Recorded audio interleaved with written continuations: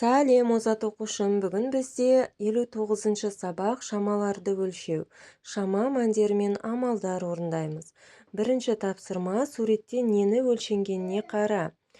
Тағы нені өлшеуге болады? Қандай шамалар өлшенді? Міне бірінші суретке қарайтын болсақ, сиырды және қойды өлшеген екен. Олардың салмақтары 80 және 30 килограмм, бұл масса. Екінші суретте есіктің алдындағы шарбақ дейді ғой, соны өлшеген. Оны ұзындықпен өлшеген, яғни сантиметр, дециметр деген өлшем бірліктері жазылған. Одан кейін үшінші сурет, мұнда шелектер және бөшке көрсетілген, суды өлшеген екен. Яғни бұл сыйымдылық, судың өлшем бірлігі сыйымдылық, оны литрмен өлшеген екен. Келесі екінші тапсырма өзіндік жұмыс. Әр шаманың мәндерін өсу ретімен жаз дейді. Мінекей өсу ретімен жазатын болсақ, жасылмен көрсетілген сыйымдылық 10 литр, 20 литр, 30 литр, 40 литр. Одан кейін көкпен көрсетілген ұзындық 30 сантиметр, 5 дециметр, себебі 1 дециметрде 10 сантиметр. 5 дециметр дегеніміз 50 сантиметр болады. Одан кейін 90 сантиметр және 10 дециметр, өсу ретімен жазсақ. Одан кейін қызылмен масса 9, 20, 50, 60 килограмм деп жазамыз. Келесі үшінші есеп математика күнделікті өмірде. Ойлан және жауап бер дейді. Мұнда стақандарда шырын көрсетілген, бір үлкен стақанға екі кішкентай стақан шырын сияды дейді. Кімнің шырыны көп дейді.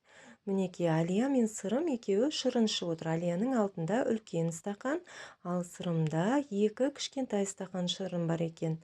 Яғни екі стақанда тең болады, себебі бір үлкен стақанға екі кішкентай стақан сиятын болса, екеуінің де шырыны тең болды. Енді екі үлкен стақанға неше кішкентай стақан шырын сияды дейді. Жаңа бір үлкен стақанға екі кішкентай шырын сиятын болса, екі үлкен стақанға 4 кішкентай стақан шырын сияды екен. Екіге екіні қоссақ 4 болады.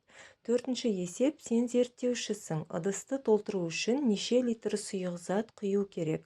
Өзің мысал ойластыр, ал досың жауап берсін дейді. Мұнда ыдыстар көрсетілген. Біріншісінің сыйымдылығы 40 литр, екіншісінікі де 40 литр екен, бірақ біріншісінде 10 литр су бар екен, Оған тағы неше литр су құю керек ол толу үшін? Оны табу үшін 40-тан 10-ды азайтамыз. Сонда 30 литр шықты. Бірінші ыдысқа 30 литр су құю керек екен. Екінші ыдыста 30 литр су бар екен. 40-тан 30-ды азайтамыз, 10 литр су құю керек. Үшінші ыдыста 20 литр екен сыйымдылығы, оның ішінде 10 литр су бар екен. 20-дан 10-ды азайтсақ, 10 литр су құю керек, Келесі соңғы ыдыстың сыйымдылығы 10 литр. Оның ішінде 5 литр су бар екен. 10-нан 5-ті алсақ, соңғы ыдысқа 5 литр су құю керек болады. Осылай біз ыдыстарды толтыру үшін неше литр сұйық зат құю керек екенін есептеп біліп алдық.